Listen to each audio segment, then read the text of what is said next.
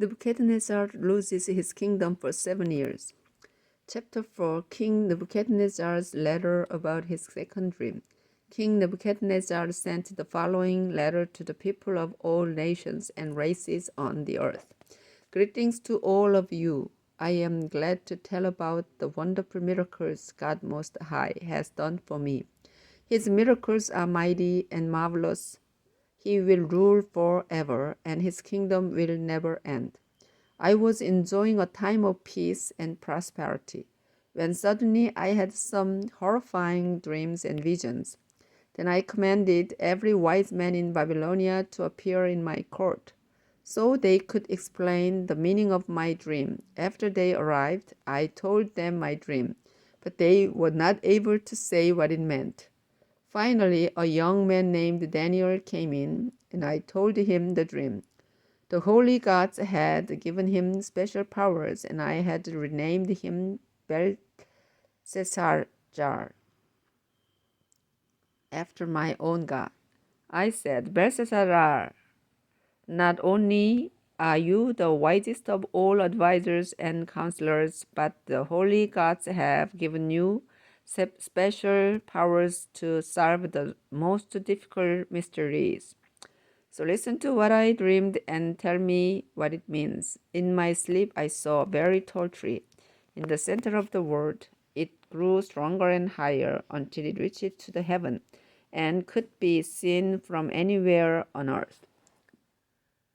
It was covered with leaves and heavy with fruit enough for all nations. Wild animals enjoyed its shade. Birds nested in its branches, and all creatures on earth lived on its fruit. While I was in bed, having this vision, a holy angel came down from heaven and shouted, Chop down the tree and cut off its branches, strip off its leaves, and scatter its fruit. Make the animals leave its shade, and send the birds flying from its branches. But leave its stump and roots in the ground, surrounded by grass and held by chains of iron and bronze. Make sure that this ruler lives like the animals out in the open fields, unprotected from the dew. Give him the mind of a wild animal for 7 long years. This punishment is given at the command of the holy angels. It will show to all who live that God Most High controls all kingdoms and chooses for their rulers persons of humble birth. Daniel, that was the dream that none of the wise men in my kingdom were able to understand. But I am sure that you will understand what it means, because the holy gods have given you some special powers. For a while, Daniel was terribly confused and worried by what he was thinking, but I said, Don't be bothered either by the dream or by what it means. Daniel replied, Your Majesty, I wish the dream had been against your enemies. You saw a tree that grew so big and strong that it reached up to heaven and could be seen from anywhere on earth. Its leaves were beautiful and it produced enough fruit for all living creatures. Animals lived in its shade and birds nested in its branches. Your Majesty, that tree is you. Your glorious reputation has reached to heaven and your kingdom covers the earth. Then you saw a holy angel come down from heaven and say, Chop down the tree and destroy it, but leave its stump and roots in the ground, fastened there by a chain of iron and bronze. Let it stay for 7 years out in the field with the wild animals, unprotected from the dew. Your Majesty, God Most High, has sent you this message, and it means that you will be forced to live with the wild animals, far away from humans. You will eat grass like a wild animal and live outdoors for 7 years until you learn that God Most High controls all earthly kingdoms and chooses their rulers. But he gave orders not to disturb the stump and roots. This is to show that you will be king once again after you learn that the God who rules from heaven is in control. Your Majesty, please be willing to do what I say. Turn from your sins and start living right. Have mercy on those who are ill-treated. Then all will go well with you for a long time. The rest of Nebuchadnezzar's letter about his second dream About 12 months later, I was walking on the flat roof of my royal palace and admiring the beautiful city of Babylon when these things started happening to me. I was saying to myself, just look at this wonderful capital city that I have built by my own power and for my own glory. But before I could finish speaking, a voice from heaven interrupted. King Nebuchadnezzar, this kingdom is no longer yours. You will be forced to live with the wild animals away from people. For 7 years you will eat grass as though you were an ox, until you learn that God Most High is in control of all earthly kingdoms and that He is the one who chooses their rulers.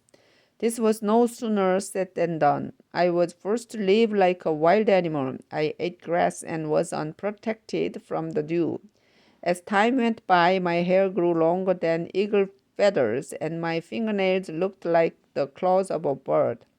Finally, I prayed to God in heaven, and my mind was heard. Then I said, I praise and honor God Most High. He lives forever, and His kingdom will never end. To Him, the nations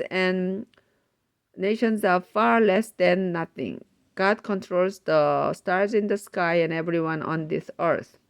When God does something, we cannot change it or even ask why. At that time, my mind was healed, and once again I became the ruler of my glorious kingdom. My advisors and officials returned to me, and I had greater power than ever before. That's why I say, praise and honor the King who rules from heaven. Everything he does is honest and fair, and he can shatter the power of those who are proud. King Belshazzar and the writing on the wall. King Belshazzar's banquet. Chapter 5. One evening, King Belshazzar gave a great banquet for 1,000 of his highest officials, and he drank wine with them. He got drunk and ordered his servants to bring in the gold and silver cups his father Nebuchadnezzar had taken from the temple in Jerusalem. Belshazzar wanted the cups so that he and all his wives and officials could drink from them. When the gold cups were brought in, everyone at the banquet drank from them and praised their idols made of gold, silver, bronze, iron, wood, and stone. Suddenly a human hand was seen writing on the plaster wall of the palace. The hand was just behind the lampstand, and the king could see it writing. He was so frightened that his face turned pale, his knees started shaking, and his legs became weak.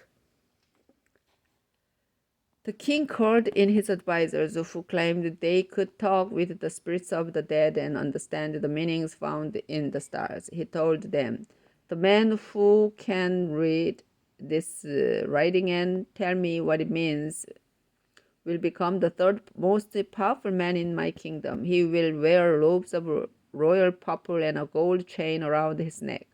All of King Belshazzar's highest officials came in, but not one of them could read the writing or tell what it meant, and they were completely puzzled. Now the king was more afraid than ever before, and his face turned white as a ghost.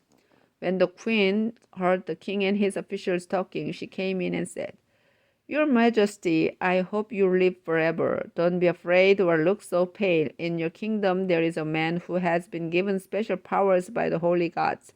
When your father Nebuchadnezzar was king, this man was known to be as clever, intelligent, and wise as the gods themselves. Your father put him in charge of all who claimed they could talk with the spirits or understand the meanings in the stars or tell about the future. He also changed the man's name from Daniel to Belteshazzar. Not only is he wise and intelligent, but he can explain dreams and riddles and solve difficult problems. Send for Daniel, and he will tell you what the writing means. When Daniel was brought in, the king said, So you are Daniel, one of the captives my father brought back from Judah. I was told that the gods have given you special powers and that you are intelligent and very wise. Neither my advisors nor the men who talk with the spirits of the dead could read this writing or tell me what it means. But I have been told that you understand everything and that you can solve difficult problems. Now then, if you can read this writing and tell me what it means, you will become the third most powerful man in my kingdom. You will wear royal purple robes and have a gold chain around your neck. Daniel answered, Your Majesty, I will read the writing and tell you what it means. But you may keep your gifts or give them to someone else. Sir, the Most High God made your father a great and powerful man and brought him much honor and glory. God did such great things for him that people of all nations and races shook with fear. Your father had the power of life or death over everyone, and he could honor or ruin anyone he chose. But when he became proud and stubborn, his glorious kingdom was taken from him. His mind became like that of an animal, and he was forced to stay away from people and live with wild donkeys. Your father ate grass like an ox, and he slept outside where his body was soaked with dew. He was forced to do this until he learned that the Most High God rules all kingdoms on earth and chooses their kings. King Belshazzar, you knew all this, but you still refused to honor the Lord who rules from heaven. Instead, you turned against him and ordered the cups from his temple to be brought here, so that you and your wives and officials could drink wine from them. You praised idols made of silver, gold, bronze, iron, wood, and stone, even though they cannot see or hear or think. You refuse to worship the God who gives you breath and controls everything you do. That's why he sent the hand to write this message on the wall. The words written there are mene, which means numbered, tekel, which means weighed, and parsin, which means divided. God has numbered the days of your kingdom and has brought it to an end. He was weighed you on his balance scales, and you fall short of what it takes to be king. So God has divided your kingdom between the Medes and the Persians. Belshazzar gave a command for Daniel to be made the third most powerful man in his kingdom and to be given a purple robe and a gold chain. That same night, the king was killed. Then Darius the Mede, who was 62 years old, took over his kingdom.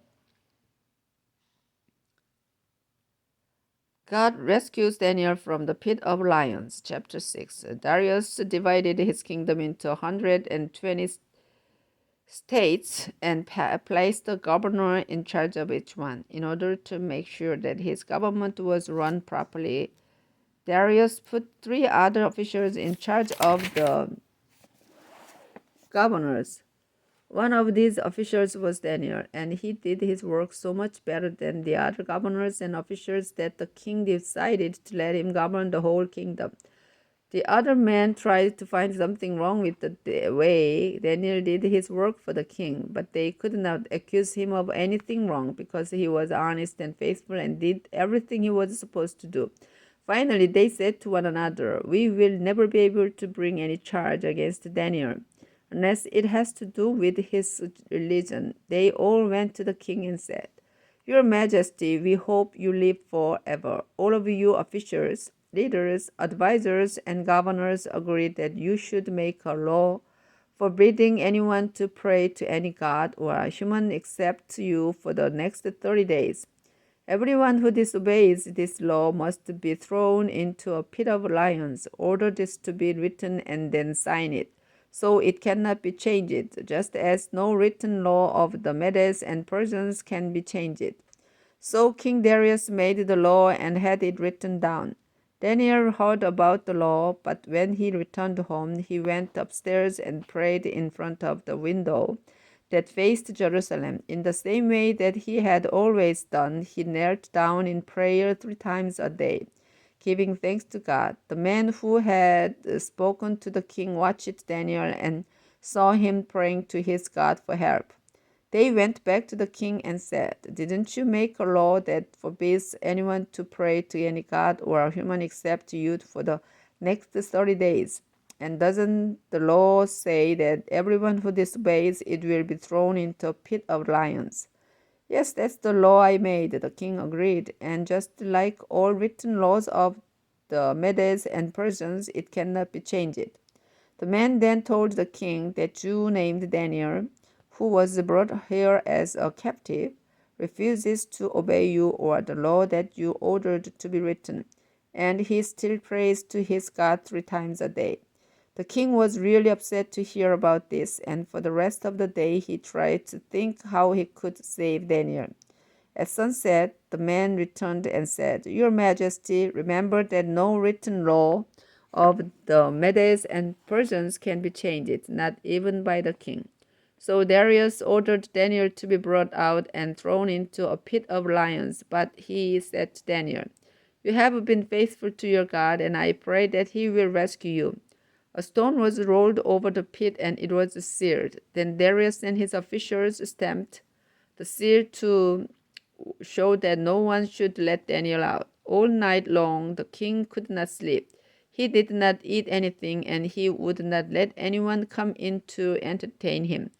At daybreak the king got up and ran to the pit. He was anxious and shouted, Daniel, you were faithful and served your God. Was he able to save you from the lions? Daniel answered, Your Majesty, I hope you live forever. My God knew that I was innocent, and he sent an angel to keep the lions from eating me. Your Majesty, I have never done anything to hurt you. The king was relieved to hear Daniel's voice, and he gave orders for him to be taken out of the pit. Daniel's faith in his God had kept him from being harmed, and the king ordered the men who had brought charges against Daniel to be thrown into the pit, together with their wives and children. But before they even reached the bottom, the lions ripped them to pieces. King Darius then sent this message to all people of every nation and race in the world. Greetings to all of you. I command everyone in my kingdom to worship and honor the God of Daniel. He is the living God, the one who lives forever. His power and his kingdom will never end. He rescues people and sets them free. By working great miracles, Daniel's God has rescued him from the power of the lions. All went well for Daniel while Darius was king, and even when Cyrus the Persian ruled.